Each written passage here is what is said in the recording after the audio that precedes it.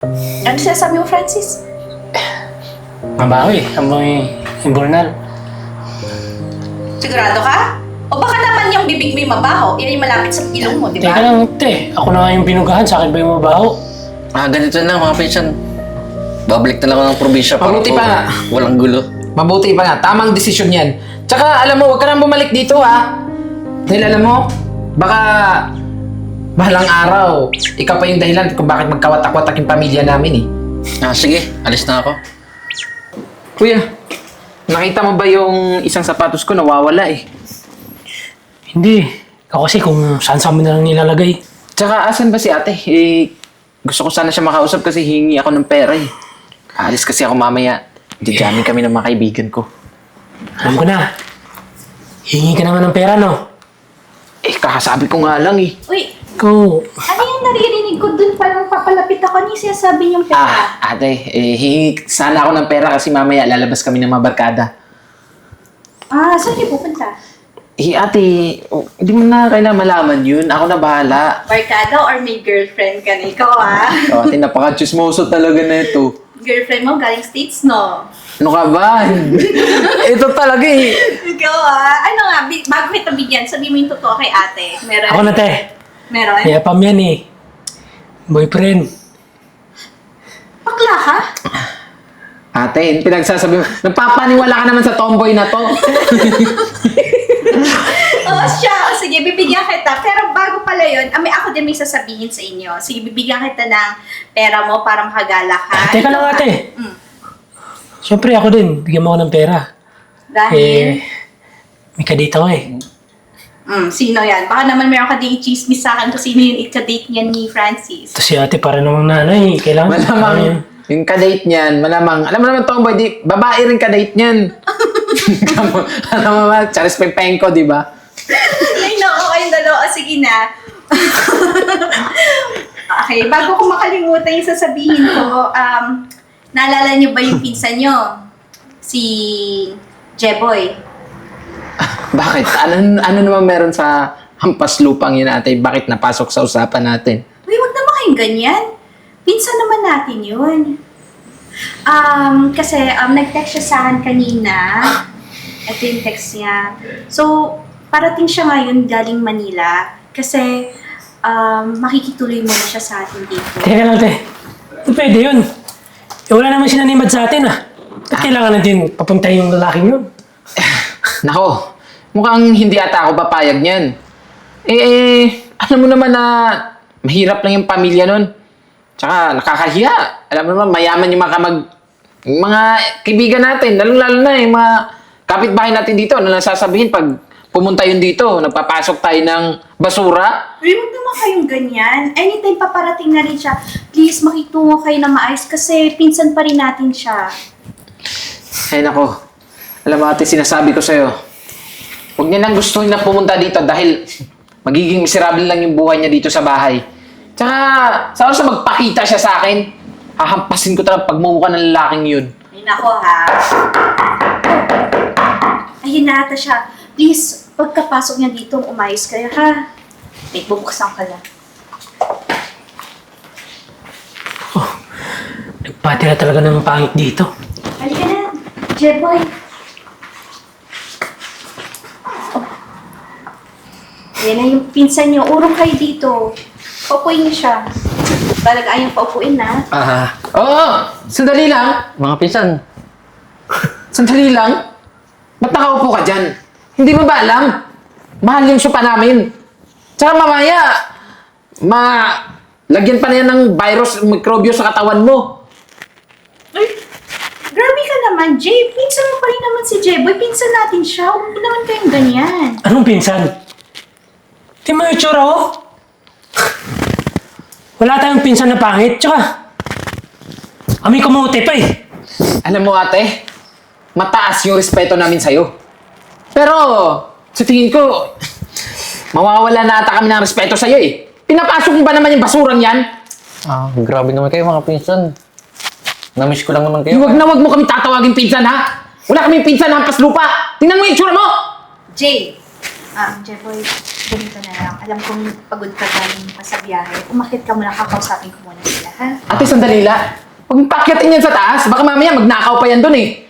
Doon siya sa kwarto ko, kaya wala siyang makukuha kung ano man yung iniisip niyong masama. Sige po. Thank you po Sige, sige.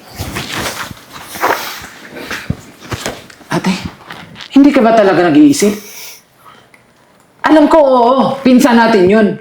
Pero, ang hindi ko talaga matanggap, bakit mo pinapasok yan dito sa bahay? Saka bakit mo pinapunta? Eh, may bahay naman yun sa probinsya eh. Alam mo, ang tigas din talaga ng ulo mo eh. Hindi ka talaga nag-iisip. Ganyan ba talaga kayo? Alam niyo, magmayabang kayo parehas sa akin kapag may mga trabaho na kayo at hindi kayo humihingi ng pera sa akin, ha? Kanino ba kayo umaasa? Sa akin, di ba? Para sabihin mo din, Jay, na wala kang respeto na sa akin dahil lang dun sa pinsan natin na pinapasok ko? Sige. So ngayon, kinakampihan mo na yung lalaking yun. Bakit?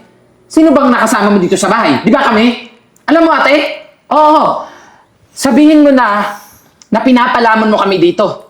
Pero pinapamukha mo talaga sa amin. Di ba obligasyon mo naman yun bilang babae tsaka bilang kapatid namin? Pero hindi ko obligasyon na bibigyan kayo ng pera ng pang-date nyo. Teka Siguro lang, yung ate. mga basic needs, oo. Pero yung pang-date nyo, siguro naman. Ate, sige. Papayag na ako. Basta, ibigay mo na yung gusto ka. Sige. Sige, Francis. Sige. Ako? Kahit hindi mo ako bigyan, wala akong pakialam. Eh di maghanap na lang ako ng ibang paraan. Kesa masunod yung decision mo na pakisamahan ko yung lalaking yun. Kahit kailan, hindi ko matatanggap na pinsan ko yun. Tandaan mo yan! Saksak mo yun sa kukote mo, ate. Tigas ulo mo. Bastos talaga yung kapatid mo, no? Ate, hayaan mo na. Siguro, binasted lang siguro nung ililigawan niya. Tsaka, ako na lang makipag-usap sa kanya. Sige, kausapin mo. Kasi parang bilang ate, no, talaga nakakabastos yung ginawa niya eh. Sige, kapag kinausap mo yun, may bonus ka sa akin. Talaga, Oo. kahit 13-month pay. Sige natin. Sige. Okay. Okay. Punta ba ako? Okay. Sige.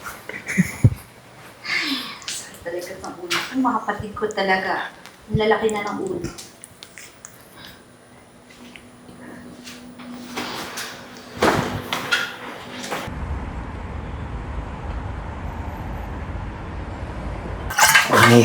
Hey, you. What do you think you're doing? Ha? Anong ginagawa mo dito sa bahay? Lakas din talaga ng loob mo, no? Alam mo, yung mga kagaya mo, hindi namin matatanggap dito. Hindi welcome. Tsaka huwag kang umasa na itatrato ka namin ng parang tao dito. Kasi hindi naman talaga na katrato-trato na tao yung mukha mo. Tingnan mo yung tsura mo. Mga pinsan. Pumunta lang naman ako dito kasi na-miss ko kayo. Tsaka, naalala ko lang yung mga kabataan natin, di ba? Sabay-sabay pa tayo naliligo dati. Tsaka, pag nag-aani tayo ng palay, sobrang saya natin. Ito nga si Pinsan Francis eh. High school na nagpatuli eh. Yung sabi nung nagtutuli, di na daw kaya. Kailangan grinder. Hoy! Nananadya ka ba? Alam mo, kung sa tingin mo papayag kami na nandito ka, pues hindi. Saka hindi naman kami masaya na pumunta ka dito eh. May pakwento-kwento kapag nalalaman. Bakit? Sa tingin mo ba? Nakakalimutan namin yun? Siyempre hindi. Eh sa pagkakaalala ko ng panahon na yun eh. Mahirap na kami noon dati, di ba? Tingnan mo naman yung sitwasyon namin ngayon. Mayaman na kami. Kaya lahat ng mga naaalala mo noon, dapat kalimutan mo na. Mga pinsan, grabe naman kayo. Umangat lang kayo sa buhay, nakalimot na kayo. Hindi naman kayo ganyan dati ah. Dati yun. Alam mo, Jeboy, saksak mo yan sa utak mo na lahat ng tao nagbabago. Lalong-lalo na pagdating sa pera. Alam mo kung bakit? Kasi iba yung nagagawa ng pera. Tsaka, ibang-iba ka na ngayon ha? Ay, actually, wala nga palang pinag-iba. Ganun pa rin naman yung itsura mo. Yung mapormahan mo. Tignan mo oh. Hindi mo alam kung tao ka ba o hayop. Ano? Hindi ka ba talaga aalis dito sa bahay? Alam mo, Jeboy, tigil-tigilan mo na yung ilusyon mo na magkakasundo tayo magpinsan. Dahil kahit kailan, hindi ka namin matatanggap. Kaya kung ako sa'yo, umalis ka na dito sa bahay. Mga pinsan, lahat gagawin ko para matanggap niyo ako dito. Tsaka, hindi ba kayo masaya na nandito ako? Masaya?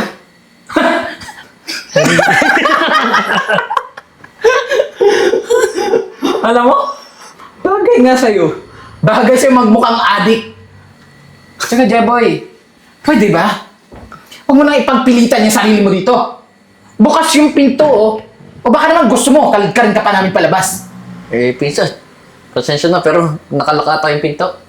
Piloso ko ka ba? Anong gusto mo? Ha? O baka naman gusto mo? Ibaon kita sa lupa ng buhay. Alam mo, umalis ka na nga dito sa bahay. Hindi ka namin kailangan dito. Hindi namin kailangan kamag-anak ng paslupa. Mga pinsan, tsaka na lang ako alis. Di ko pa nga masyadong nakakausap yung kapatid niyo eh. Si Pinsan Mika eh. Sige. Kung hindi ka alis dito sa bahay, tatagal ka dito? Sige. Try mo. Pero ito tatandaan mo. Kahit kailan, hindi ka magiging masaya dito. Dahil habang nandito ka sa loob, gagawin namin miserable ang buhay mo.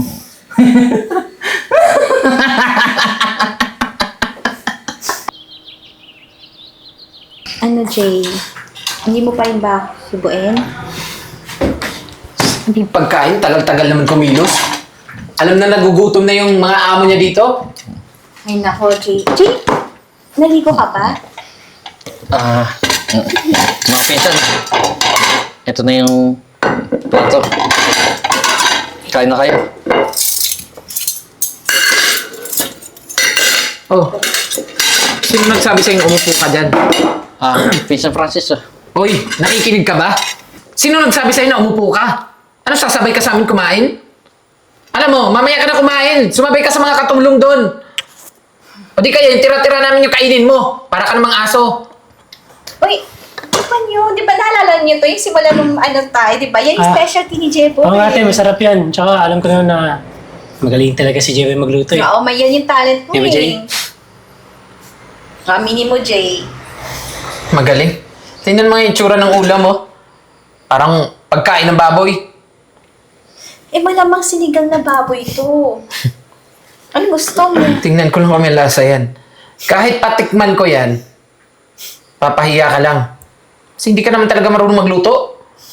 Probinsyano ka nga, hindi ka naman marunong magluto. Mga pinsan, grabe naman kayo. Tsaka, di ba nung pinaglulutuan ko kayo sa probinsya, sarap na sarap nga kayo lagi? Pinagsasabi mo.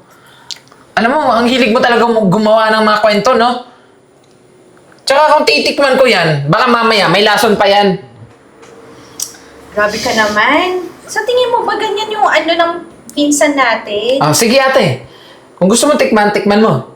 Tingnan lang natin kung magugustuhan mo yung lasa ng niluto ng hayop na yan. Talagang titikman ko. Tara, Francis.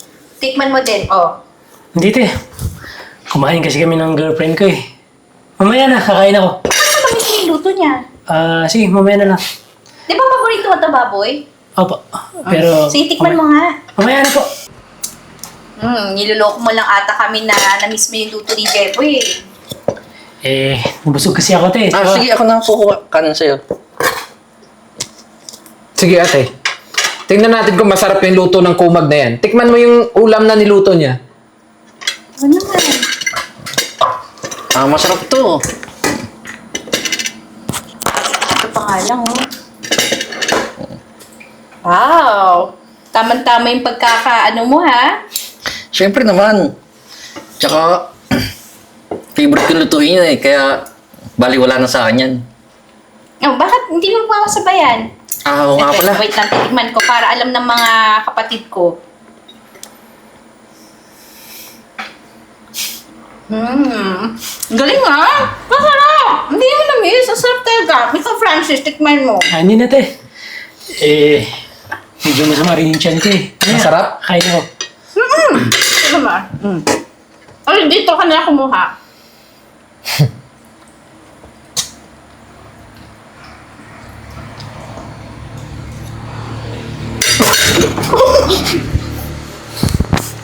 Masarap? Eh, ang pangit ka ng lasa eh. Ang alat pa. Kaya nga eh, Alam mo, nagsasayang ka lang ng ulam na niluto mo dito eh. Kaya nga ate, mangang sa mata. Alam mo, huwag ka na lang magluto kung hindi ka rin naman marunong. Nagsasayang ka lang ng pagkain. Alam mo, tumayo ka nga dyan, umalis ka. Panira ka ng araw eh. Ikaw bastos ka, ah! Talaga sa harapan pa ng pagkain natin, ganyan ka bastos? Alam mo kung sino nag-aksaya ng pagkain dito? Ikaw! Anong ginawa mo kanina? Ano te, kakampihan mo na naman talaga yung kumag na yan? Oo, dahil sobra ka na. Anong ginawa mo kanina? Tinikman mo. Tapos, di ba? Ate, parang totoo naman sinabi ni Jean na hindi masarap yung pagkain eh. Medyo mabaho eh. Hindi ko rin alam kung saan ba yung galing yung amoy eh. Eh, galing din kasi sa bunganga niya eh. Ano sinasabi mo, Francis? Mabaho eh, amoy imburnal. Sigurado ka? O baka naman yung bibig mo yung mabaho, yan yung malapit sa ilong mo, di Teka ba? lang, te. Ako na nga yung binugahan. Sa akin ba yung mabaho? Ganito na mga pinsan. Babalik na lang ako ng probinsya para Mabuti po pa nga. walang gulo. Mabuti pa nga, tamang desisyon yan. Tsaka alam mo, huwag ka nang bumalik dito ha. Dahil alam mo, baka bahalang araw, ikaw pa yung dahilan kung bakit magkawatak-watak yung pamilya namin eh. Sige, alis na ako. Kayong dalawa umalis. Bigyan niyo ako ng respeto. Ako yung ate niyo. Teka lang ate. Hindi, umalis kayo! Bakit ako? Kukunin ko yung mga cellphone niyo. Eh, wala akong ginagawang masama. Umalis ka! Sige, Umalis kayo kampihan mo lang yan ate. Pagpatuloy mo yan. Tabi.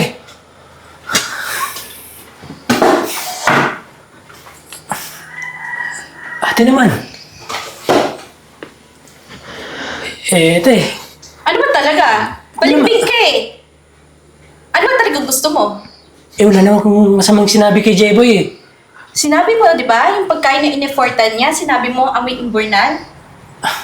Ate, nagsasabi na naman ako ng totoo. Totoo pa yung kanina, sinabi mo na mismo at mukhang masarap. Tapos biglang nagsalita rin kapatid mo kanina. Eh, ate. Wala kasing kakampi si J, kaya kinampihan ko na. Baka alam mo na, baka magtampo yun. So, plastic ka nga. Ate naman. Alam mo, umalis ka nga din, naiinis ako. Umalis ka dito, papakain ko tong baboy natin sa'yo. Ate, pwede pa yun ng pera. Isa, ayaw mo umalis? Pagpasensyahan mo na siya, Jeboy, ha? Pagpasensyahan mo na yung dalawang yun. Pero mas maganda nga, umalis na lang ako dito para hindi kayo magkagulo. Hindi, ganito, kumain ka na muna, tapos kakausapin ko yung dalawang yun, ha? Sige na, kain ka na muna. Alam ko pinaghirapan mo yan. Sige, mamaya na ako kakain. Nawalan na kasi ako ng gana eh. Okay. O sige, o siya, gusto mo ba magpahinga ka muna? Ubusin ko muna tong sayang naman tong effort na ginawa mo. Sige, pinsan. Papahinga muna ako. Ikaw na muna bahala dito. Okay, o sige, pahinga ka muna.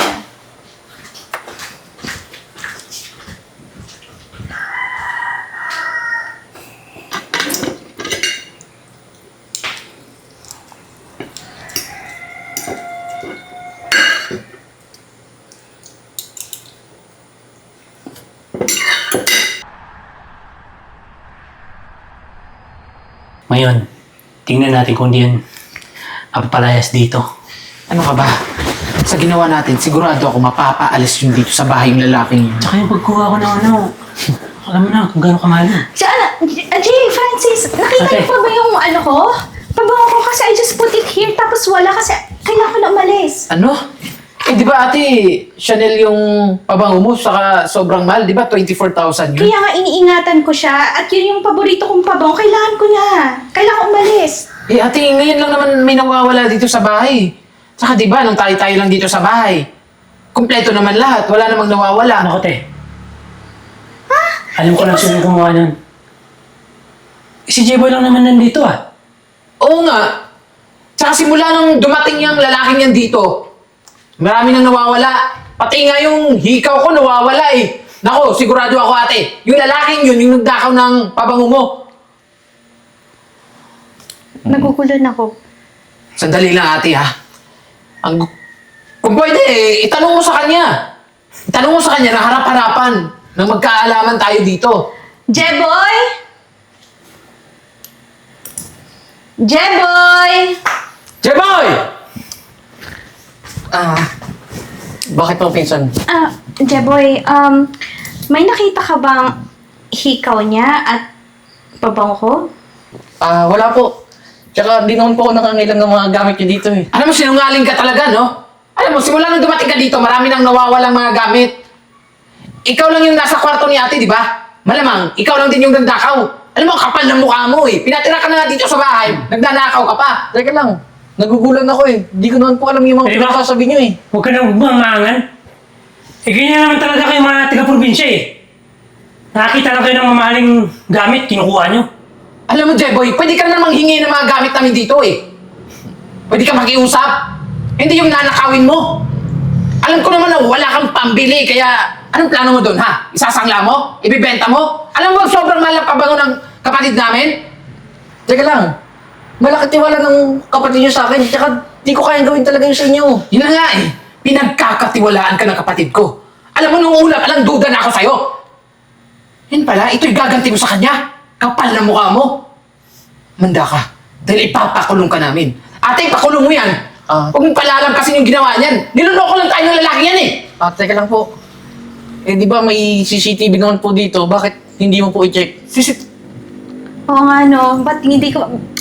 Eh ate, hindi na natin kailangan ng CCTV na yan. Tsaka, eto na yung suspect natin, no? Tsaka, siya lang naman yung nanakaw dito sa bahay eh. Ay, hindi, nasa na ba yung cellphone ko? Eh ate, huwag mo na tingnan yung CCTV. Hindi, para din, baka kasi ako din yung may kasalanan, baka na-misplace ko lang yung pabango ko para alam ko, hindi natin pinagbibintangan agad si Jeboy. Ate, mas mabuti pa akin na yung cellphone mo. Hindi, titignan ko. Ngayon lang to nawala kahapon, so check ko dito. Okay, rewind.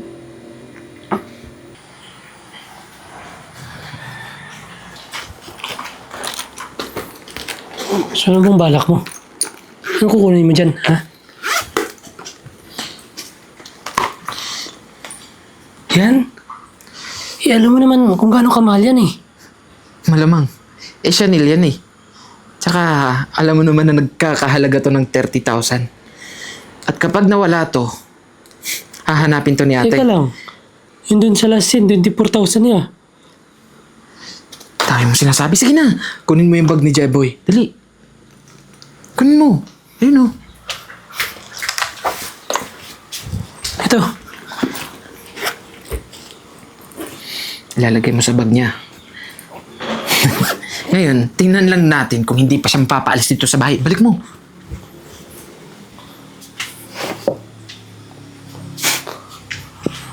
Anak ko, mami, pati ako madamay ah. Ka ba? Huwag ka magtakot. Wala namang ebidensya makukuha sila eh. Tsaka hindi naman pag-iisipan ni ate na tayo yung kumuha. Kasi, iisipin niya naman na simula nung dumating yung lalaki yun dito, may nawawala na dito sa bahay, di ba? Tama ka.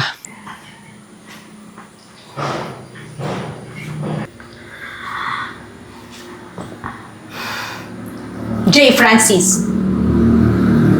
Ano ibig sabihin nito? Di ba kayo to? Anong ginagawa niyo sa kwarto ko? Wala te. Anong wala kayo to, di ba? Jay, tumingin ka. Ano to? Bakit niyo kinuha yung pabango ko? Oo na! Kami yung kumuha! Kasi gusto namin i-set up yung lalaking yan. Alam mo, inis na pikon ako sa lalaking yan eh. Bakit ba kasi ate hindi ka nakikinig? Alam mo naman, ayaw namin sa lalaking yan! Ba't ka ba galit na galit sa kanya? Ano ba ginawa niya sa'yo? Kasi nakakahiya. Alam mo naman na pangalan yung pamilya natin, tapos magdadagdag ka ng palamunin dito! Ano yun, Jay? Palamunin? Tandaan niyo, may mga trabaho na ba kayo? Kanino kayo umaasa? Sa akin, di ba? Kaya naman maging independent? At di umasa sa akin? Ngayon sinusumbatan mo na kami nang dahil lang sa lalaking yan. Alam mo ate, hindi ka naman dati ganyan eh. Lahat ng gusto namin binibigay mo. Tapos ngayon, sinusumbat mo sa amin lahat ng mga binibigay mo sa amin. Anong klase kapatid ka? Anong klaseng kapatid ako? Seryoso kaya yung tanong mo? Why don't you reflect? Umalis ka na. Ibig mo sabihin, ate, talagang mas kakampihan mo yung kumag na yan kaysa sa sarili mong kapatid? Sino ba yung totoong kadugo mo dito, ha? Wala yun sa dugo. I think din naman para din matuto ka na rin. Kasi total, lumakan na rin yung ulo mo eh. Porket lang yumaman tayo, ganyan na yung asta mo. Pinsan pa rin natin siya. Alam mo, galing din tayo sa gano'n na buhay dati. Wala kang karapatan para mang-apak ng ibang tao. Pero ate, hindi naman tama yung desisyon mo. Na basta-basta mo na lang kayo pagtatabuyan ang dahil lang sa lalaking yan. You Tama know ka, Jay. what? Sino ba kasama mo sa hirap at ginhawa? Di ba kami na mga kapatid mo? Bago na naman dito sa bayan Sige. Jebo, hindi. Diyan ka lang. Alam mo ba, from now on, don't call me ate ah. Simula dati, mahaba lang pasensya ko. Hinahabaan ko pero sobrang bastos mo. Masyado nang mayabang. Masyado ka nang mayabang. Malaki na yung ulo mo. Kung sa tingin mo kaya mo ng sarili mo at hindi mo na ako kailangan, umalis ka na dito sa bahay na to. Ate, hindi pwede. Alam mo naman na lahat ng Hindi. pangangailangan ko, sa'yo ko lang inaasa, di ba? Paano na ako? Saan ako kukuha kung ano mga gusto kong bilhin? Kung sino magbibigay sa akin, sino susuporta sa akin? That's what I'm telling you. Di ba? Masyado kang mayabang. Masyado mong minamalit yung pinsan natin. Tapos ngayon, iiyak-iyak ka? Hindi. Umalis ka ngayon. Para matuto ka sa buhay. Para alam mo yung halaga ng bawat piso, sentimo. Alis. Sige na, tol. Anong sige na, tol? Isa ka pa. Kasabot ka, di ba? Ay, hindi, te. Oh, isa. Eh, te, kakasabi nyo lang na siya lang umalis. Mamimiloso po ka pa. Umalis na kayong dalawa. O, ikaw. Ate naman. Wala nga akong sinasabi kanina eh. Tsaka, nadala na ako kay Jay. Alam mo naman, eh ako, pag napagsabihan, sumusunod agad. Hindi. Simula dati, naalala mo ba nung tayo na kumakain tayo? Bakit eh? Plastic ka. Two-face ka. Umalis ka. Bastos ka din. Umalis ka. Ngayon. Isa. Dalawa.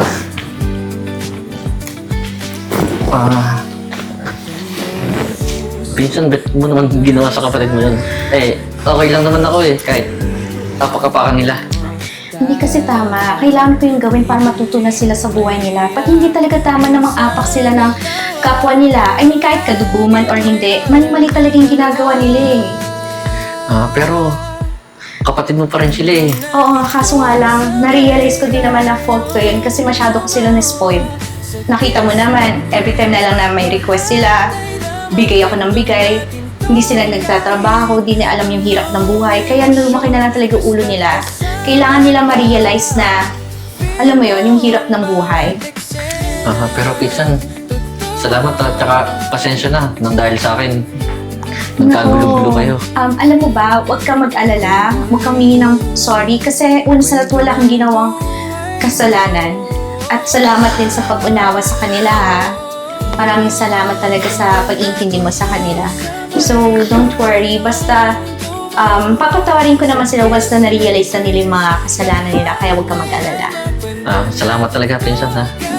Tsaka tama lang din naman yun para matuto sila sa buhay. Yeah. So, siya, sige, kukunin ko na yung pabango na tinago nila doon sa kwarto. And then, una na ako. Ikaw, rest ka muna dito, ha? Sige po, magliligpit pa rin po ako dito sa bahay eh, kasi ang kalat po eh. Sige. Salamat!